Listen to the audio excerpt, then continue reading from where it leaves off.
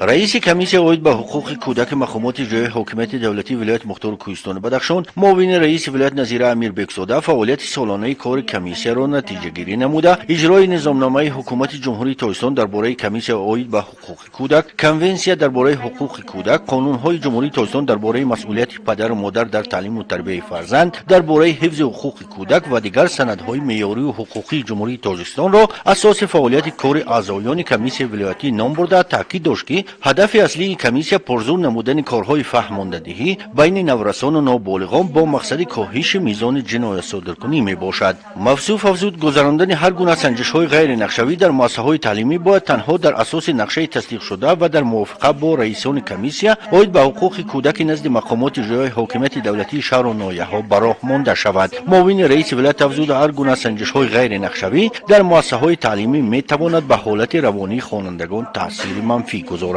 هوا بیگم سفرقلو و مدیر بخش حقوق کودک نزد مقامات اجرایی حاکمیت دولتی ولایت افزود که در مجموع در قلمرو ولایت 66165 نفر کودکان نورسان زندگی می‌کنند که از این میان زیاده از 38000شان مکتبخوان، 786 نفر معیوب، 75 نفر یتیم کل میباشند. در دوام سال 2020 11 جنایت با اشتراک 13 نابالغ به قید گرفته شده و مبلغ 30939 سامانی مطابق ماده 90 کودکس حقوق ویرانکنی مأموری جریمه بندی گردیدند. بیشتر حادثه های جنایتکاری در بین نابالغان مربوط به دزدی مالکیت شخصی می باشد. نظیر امیر بکزاده معاون رئیس ولایت و همزمان رئیس کمیسیون ولایتی اوید به حقوق کودک اعضایان کمیسیون را موظف نمود که هنگام دایر نمودن واخری و ملاقات با مکتب بچگان از هر گونه رفتارهای غیر اخلاقی که باعث داغدار گردیدن شرف و اعتبار مکتب بچگان میگردد خودداری ورزند. در جلسه جنببندی همچنین معاون یکم سردار ریاست وزارت کارهای داخلی در ولایت مختار کوهستان بدخشان مبارک شاهزاده غیرشاه اوید فعالیت اپراتیوی خدمتی مقامات کارهای داخلی جمهوری تاجیکستان در ولایت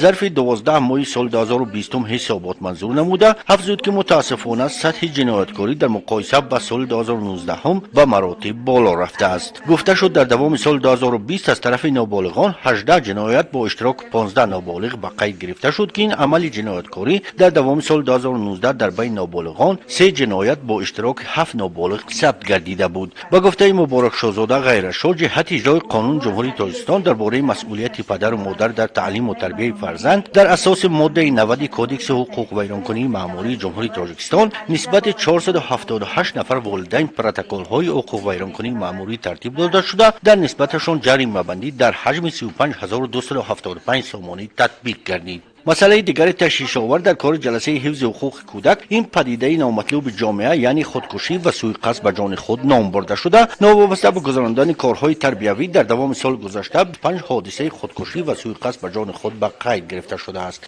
از این میان 15 حادثه خودکشی می باشد که این کردار نامطلوب بیشتر در ناحیه راشقلعه و شهر خاروغ رخ داده است. از میان این افراد 3 نفر نابالغ و 12 نفر جوانان می باشند. با مقصد جلوگیری از عملهای غیر قانونی در بین نابالغان و باور معاون رئیس ولایت مختار کوهستان بدخشان نظیر امیر بکزاده تأسیس دادن واحد علاوگی کاری به طور شرطنامه‌ای و در نوبت اول در مؤسسه‌های تحصیلات میانه عمومی و اساسی کلانترین ولایت با مقصد پیش بردن کارهای فهماندهی و بهادی به فعالیت خوانندگان مهم و سریع وقتی ارزیابی گردید. وابسته به این مسئله پیشنهادات سردار ریاست معارف ولایت مختار کوهستان بدخشان شنیده شد. اینچنین معاون سردار ریاست تندرستی ولایت اوید فعالیت مرکزهای سلامتی و بنگاه‌های طبی وابسته به امکانی کودکان و فعالیت متخصصان روانشناس جلب شعبه کار با زنان و عائله مقامات اجرای حاکمیت دولتی ولایت در مورد برگزار نمودن آزمون و مسابقه‌های ورزشی و دیگر اعضایان کمیسیون جهت بهتر برای ماندن فعالیت کار کمیسیون پیشنهادهای خود را منظور نمودند. در پایان کار جلسه جنببندی تعداد از اعضایان کمیسیون جهت سهم ارزنده گذاشتن در فعالیت مهنتی با افتخارنامه کمیسیون اوید به حقوق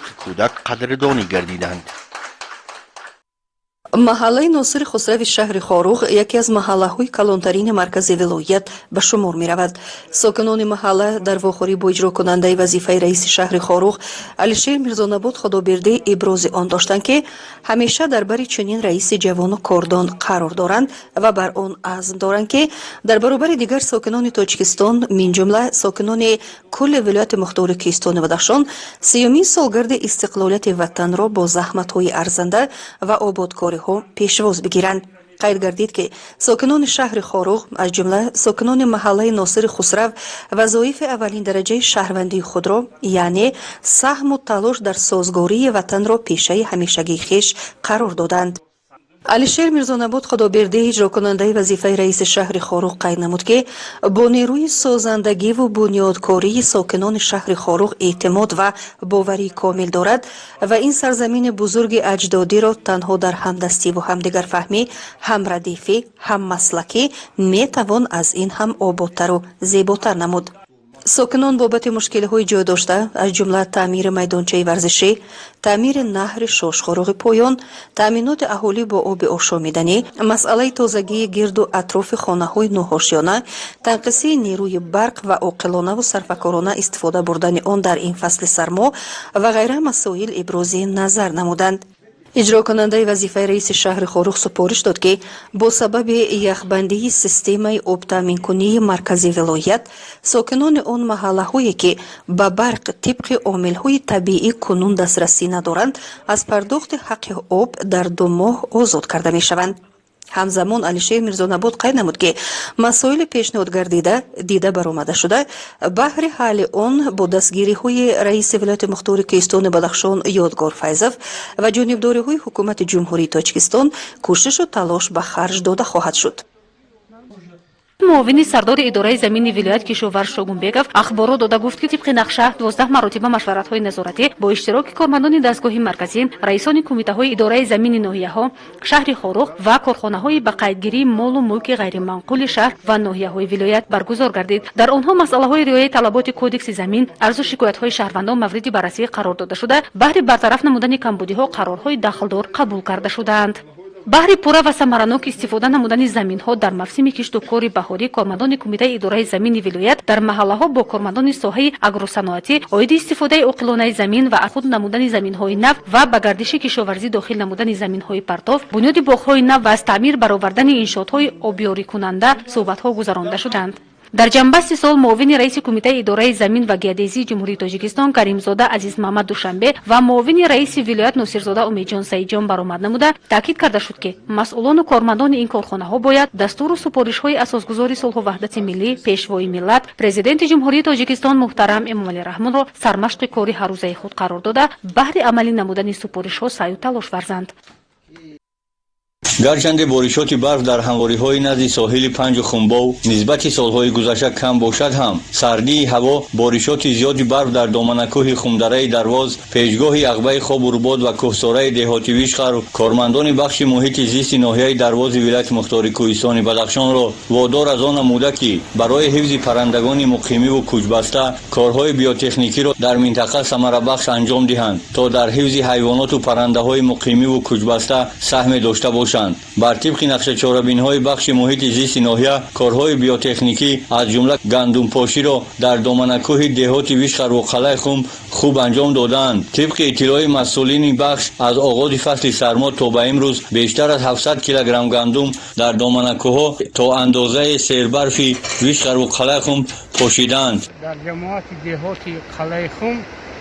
در دههای زیو دودرگی نزدیکی های خاص برای نارساگی خوراک برای پرندگان و حیوانات های وحشی